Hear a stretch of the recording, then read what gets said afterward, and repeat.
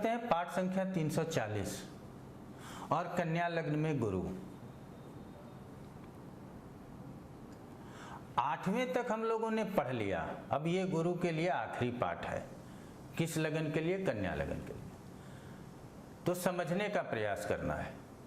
अब गुरु कहाँ है? नवम में है। अब इस सभी ये जो 2 और ये 2, इन 4 स्थानों से पहले उसका प्लेसमेंट चेक कर लीजिए, और साथ में लगन से भी। लगन से नवम है, पहले तात्कालिक जहां है उससे पढ़ लेते हैं। ये चतुर्थ से छठा है, सप्तम से चतुर्थ है, यहां तक समझ लिया। अब काल पुरुष में स्वराशि में है, धनु में, और द्वादश से दशम है। तो यहां चतुर्थ से छठा है और वो गुरु है, और वो नवम स्थान में गया है। ऐसे में जातक कुछ अपनी प्रॉपर्टी का हिस्सा दान कर देंगे क्या धर्म के क्षेत्र में? और इससे ज्यादा और कुछ खराब नहीं हो सकता। चलिए, अब गुरु है, भाग्य स्थान में स्थित है, और उस स्थान नवम का भी कारक, स्थिर कारक कहा गया। लेकिन हम यहाँ वही दोहरा देंगे, कारक भाव नाशाय नहीं समझाएंगे, उसके लिए अलग से पाठ आया हुआ है, फिर आएगा। तो यहाँ पे समझिए कि गुरु की स्थिति, क्योंकि ये शुभ ग्रह है, और गुरु के लिए तो कहा जाता है कि जिस घर में बैठेगा उसकी हानि करता है। जिस भी घर में बैठेगा उसका कुछ न कुछ हानि करता है। इस बात से थोड़ा बहुत एग्री करते हैं, लेकिन पूरा नहीं करते, क्योंकि ये एक बहुत ऑस्पिशियस प्लैनेट, ये उस भाव में शुभत्व भी देता है। तो यहां पिता का मान सम्मान अच्छा हो, पिता का धर्म ज्ञान अच्छा हो, पिता धार्मिक प्रवृत्ति के हों, ऐसा कहें, स्वयं भी धर्मानुरागी हों और धार्मिक लोगों का सेवा करने की भावना भी स्वयं के मन में हो, और भाग्यवान तो होंगे ही, क्योंकि नवमेश कालपुरुष में है, अर्थात भाग्येश भाग्य स्थान में ही बैठा। सुख में वृद्धि होगी, क्योंकि हम हमेशा कहते हैं ग्रहों को 2 तरह से देखिए, एक तो नैसर्गिक शुभ है, अशुभ है, ये समझ लिया कीजिए। दूसरा ये भावेश है, तो ये सुखेश होकर के भाग्य स्थान में गया, तो आप प्रॉपर्टी खरीदने जाएंगे तो वहां भी भाग्य का साथ मिलेगा, वाहन खरीदने जाएंगे वहां भी भाग्य का साथ मिलेगा। मन में थोड़ी बहुत परेशानी आएगी, ये छठा कह सकते हैं, द्वादशेश भी है कह सकते हैं कालपुरुष से, लेकिन बरकत होगा, वृद्धि होगी। अब सप्तमेश गया तो पत्नी भी अच्छी मिलनी चाहिए, पति भी अच्छा मिलना चाहिए। अब ये तो हो गया, ये चारों स्थितियों से गुरु पंचम में नवम में बैठा तो किस तरह रिजल्ट करता है। अब दृष्टि से देख लिए, लग्न को देख रहा है। बहुत उच्छृंखल इंसान हो, बहुत क्रोधी इंसान हो, तो सामने रखा चीज भी प्राप्त नहीं कर सकता। यहां तो बुध का लगन है और उस लगन के ऊपर गुरु की दृष्टि है, तो जातक कितना बुद्धिमान होगा और ज्ञान भी होगा, दूरदृष्टि भी होगी, दार्शनिक होगा। तो सामने रखे वस्तुओं की तो बात छोड़ दीजिए, छुपे हुए वस्तुओं को भी प्राप्त करने का सामर्थ्य होगा।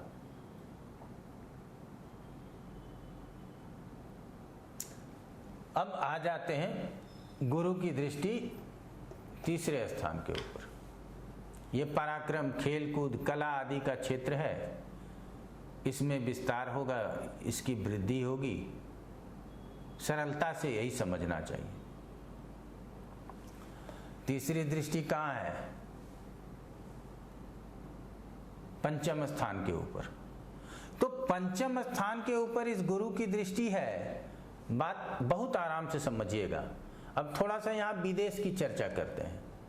और ये नवमेश भी है और द्वादशेश भी है, काल पुरुष में और नवम में बैठा, और पंचम को दृष्टि दे रहा है, ऐसे में जातक स्टूडेंट वीजा पे बाहर चला जाए और वहीं नौकरी पेशा में लग जाए तो क्या बुराई है? क्या हम इस विषय को इस तरह से समझ सकते हैं? अगर कोई प्रश्न किसी का आ जाए, किसी बच्चे का आ जाए और दशा अंतरदशा गुरु की चल रही हो और भी प्लैनेट्स का सहयोग हो विदेश के लिए, हायर एजुकेशन के लिए या विदेश काम करने के लिए जाने के लिए, तो ये उसको बल प्रदान करेगा, ऐसी स्थितियां बल प्रदान करेगा। तो इन बातों को समझना है। चलिए आगे, अब गुरु को यदि दशम में रखा जाए, दशम स्थिति गुरु का अच्छा नहीं कहा गया। मेष लगन में भी भावार्थ रत्नाकर का भी चैप्टर हम आप लोगों का आगे लेकर के चलेंगे। मेष लगन में भी कहा गया कि गुरु दशम में हो तो भी मृत्यु दे सकता है या मृत्यु तुल्य कष्ट दे सकता है, ऐसा वहां मैंने व्याख्या किया है। यहां संक्षेप में समझना है कि तीसरे से आठवां और आठवें से तीसरा होने के कारण ये दशम स्थान से यदि आयु की बात होती है तो उसके लिए कोई भी ग्रह दशम में बैठा हो उसको सावधानी से चेक करके आगे चलना चाहिए। इस बात का ध्यान रख के फिर आगे बढ़ना है। तो आगे बढ़ेंगे तो कहेंगे काल पुरुष के अनुसार यहाँ नीच का होता है, ये भी ध्यान रख सकते हैं। लेकिन ये गुरु है, नवमेश भी है काल पुरुष में और द्वादशेश भी है, दशम में है। तो गुरु का नवम दशम एकादश में होना एक छोटा संकेत दे सकता है कि जातक दूर देश में जा सकता है, घर से दूर जा सकता है। अब बाकी सभी बातों को आप लगभग अब समझ चुके हैं। अब गुरु की दृष्टि देखिए धन स्थान के ऊपर, गुरु की दृष्टि देखिए। अब ये है क्या, ये आप लोग जानते हैं क्या है? ये दशम त्रिकोण है, कर्म त्रिकोण है। अब यहां से यहां दृष्टि है पंचम, दशम के पंचम को भी देखता, दशम के नवम को भी देखता। तो इस बातों का भी ध्यान रखना चाहिए। अर्थात कार्य क्षेत्र से संबंधित तो कोई परेशानी नहीं हो रहा, परिश्रम भी करेगा, लेकिन छठे को जो देखेगा ऋण जब चाहे मिल जाएगा, शत्रु जब चाहे आपके सामने खड़ा हो जाए, रोग आदि का भय हो सकता है, लेकिन यहां से जो परिश्रम करने का सामर्थ्य है वो बढ़ेगा। पंचम स्थान में कुटुंबों के पोषक होंगे, धन को संचित करने का तरीका आएगा, कहां निवेश करना है कहां नहीं करना है, क्या शेयर बाजार के लिए अच्छा कहेंगे या नहीं कहेंगे, वो शेयर बाजार पे कभी चर्चा करेंगे तब बताएंगे। वाणी कहते हैं, वाणी स्थान को देख रहा है तो वाणी समृद्ध हो जाएगी। और ऐसे कहते हैं ना कि जिह्वा पे सरस्वती बैठा, जो बोलता है वही होता।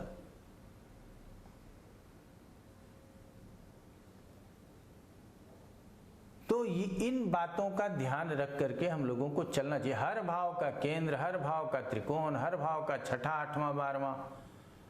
और हम जिस तरह से आप लोगों को बता रहे हैं, हमको उम्मीद है कि आप जितना समझ पा रहे होंगे, और जिस तरह से आप लोग फोन करके हमको बताते भी हैं, तो उसी का फल है कि हम समय निकालने का हमेशा प्रयास करते हैं कि समय निकले और हम आप लोगों के लिए पाठ लेकर के आए। तो ये क्लियर हो गया। अब गुरु को एकादश में लेके चले, गुरु उच्च का हो गया। हमको बहुत फर्क नहीं पड़ता गुरु उच्च का हुआ या नहीं हुआ, हुआ प्रसन्नता है, क्योंकि स्वयं एकादश में है।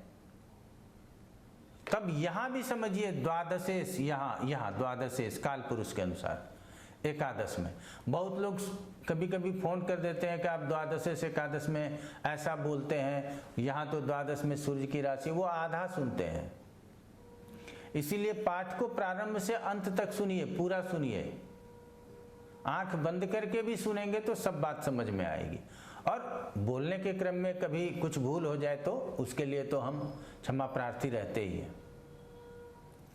तो यहाँ द्वादशे से एकादश में और भाग्य से एकादश में काल पुरुष से ये समझ में आया। लग्न से पोजीशन एकादश में,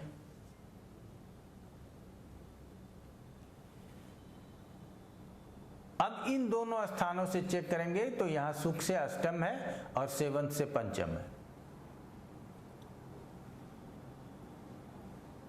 इतने बातों को समझने के बाद यहां समझ में क्या आता है कि यहां से भाग्य का तीसरा है, अपने भाग्य का निर्माण स्वयं करेगा।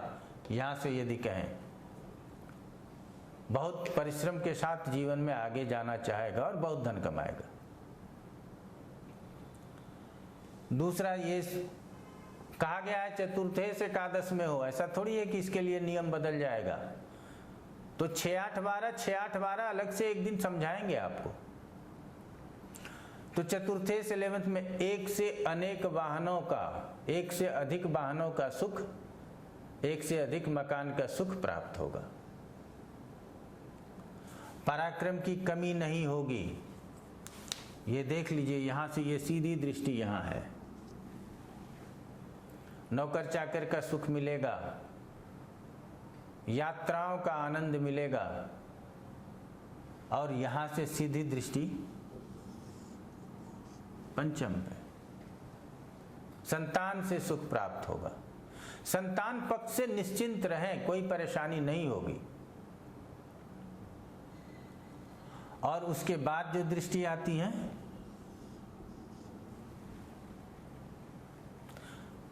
सप्तम स्थान के ऊपर, तो ऐसे जातक जीवन में सांसारिक सुखों को भोग कर, कहते हैं ना अंत में स्वर्ग को प्राप्त करते। हम ऐसा नहीं कहेंगे क्योंकि पूरी पत्रिका नहीं है, लेकिन जो पराक्रमी हो, जिसको अपने से छोटे लोगों का हमेशा सहयोग हो, तभी होगा ना जब ये जातक सामने से दूसरे का मदद करेगा, दूसरे से प्रेम करेगा।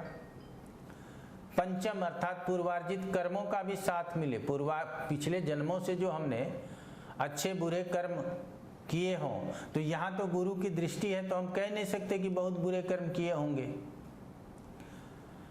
तो इसका भी साथ मिले। संतान जो आपने आगे जिसको पैदा किया वो, उसका भी तरक्की हो। ज्ञान विज्ञान बुद्धि विवेक शिक्षा ये अच्छा हो, और पत्नी भी अनुशासित मिले, अनुकरणीय मिले, या पति भी सहयोगी मिले, प्रेम करने वाला मिले, तो जातक को किस चीज की परेशानी होगी।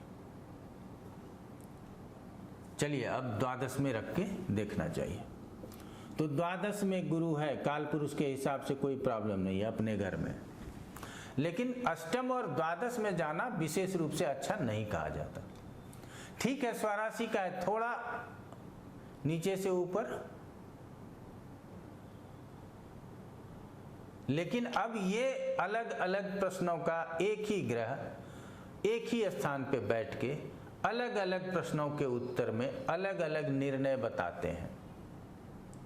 भाग्य 1 2 3 4 चतुर्थ में है, भाग्य स्थान से चतुर्थ, लगन से 12वें में, चतुर्थ से 9वें में, सप्तम से 6ठे में। रिजल्ट किसका चाहिए आपको? प्रश्न क्या आ रहा है? पत्नी के साथ प्रश्न आ रहा है, विवाद होगा। निवास की बात करते हैं, घर से दूर होगा, विदेश में भी हो सकता है। भाग्य की बात करें, सुख मिलेगा, लेकिन चूंकि लग्न से द्वादश है तो ये बहुत अच्छा नहीं है। तो ये जो प्रश्न हमारे कानों में आता है, इसको हम सुनते हैं क्या? नहीं सुनना चाहते। पहले उसको समझिए कि प्रश्न आया किससे, और उसके लिए कौन सा भाव देखें, फिर देख लेंगे कि वो ग्रह कहाँ है। तो हानि किसका बताएगा, लाभ किसका बताएगा, इसका बताएगा, लेकिन इसके फल को बताने वाला कोई और होगा जो यहाँ बैठा होगा। इसीलिए जैसे ये द्वादश में बैठा तो ये द्वादश के फल को विशेष बताएगा। तो ऐसे जातक को स्वास्थ्य संबंधित समस्याओं से सावधान न्यायालय आदि के कार्यों में सावधानी, अस्पताल आदि के कार्यों में सावधानी, खर्च में सावधानी, इसकी जरूरत है। बाकी रोग ऋण शत्रु से भी सावधान रहें, ऐसा भी कहेंगे। और सुख स्थान के ऊपर दृष्टि है तो प्रॉपर्टी का लाभ मिलेगा। जो भी विदेश चले जाते हैं, ग्रीन कार्ड बना लेते हैं, सब चीज़ वहाँ धीरे धीरे आते हैं, 2-2 साल में, 5-5 साल में। पहले गांव वाला पिता वाला ज़मीन बेचा, खेत खलिहान, फिर गांव का मकान बेचा, फिर पहले मुंबई दिल्ली कमाने आए थे, यहाँ भी कुछ फ्लैट व्लैट खरीदा, वो बेचा। अब नहीं आएंगे, अब चले जाएंगे, और जब आएंगे तो होटल में रुकेंगे। तो ये भी संभव है। तो अब हमको प्रश्न क्या आता है, सबसे पहले वही तो समझना जरूरी है, तभी आप प्रत्येक भावों को समझेंगे और उससे संबंधित रिजल्ट को बता पाएंगे। और इसके लिए चित्त को शांत रखना, ध्यान पूर्वक ज्योतिष को समझना जरूरी है। और इतनी बातें कोई रट ही नहीं सकता, इसीलिए हम हमेशा कहते हैं कि कुछ मत रटिए, एक बार में नहीं समझ में आता, 2 बार में समझ लीजिए, 3 बार में समझ लीजिए, लेकिन समझिए, रटिए नहीं। पाठ को क्रम से पढ़ेंगे तो पूरा लाभ मिलेगा। और कोई परेशानी हो तो कभी भी फ़ोन कर सकते हैं, मेल कर सकते हैं, संपर्क सूत्र आपके पास होता है। आज इतना ही कहेंगे। आप लोगों का बहुत बहुत धन्यवाद।